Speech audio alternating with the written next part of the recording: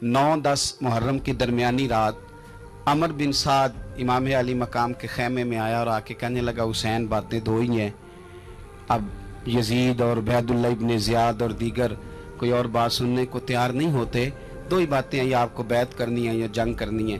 तो इमाम अली मकाम फरमाने लगे कि मुझे एक रात की मोहलत दे दो। अमर बिन साद ने कहा ठीक है, मैं सवेरे आ जाऊंगा।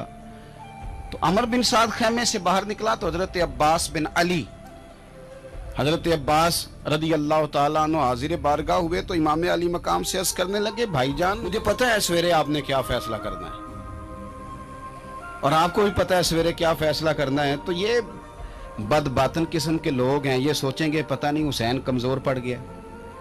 तो अभी बताना था कि हमने बैत नहीं करनी, आपने रात मोहलत क्यों मांगी? इमाम हुसैन फरमाने लगे, अब्बास तेरा क्या ख्याल है, मैंने सोचने के लिए टाइम लिया है, तेरा क्या ख्याल है कि मैंने कोई नई राह तलाश करनी है?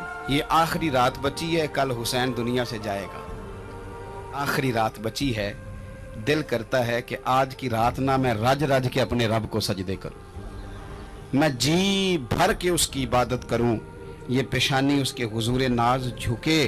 और यार हुसैन इब्ने अली तो एक रात बकायदा बचाएं कि मैंने अल्लाह के हुजूर हाजिरी देनी है और तू सारी रातें ज़ाया कर देता है।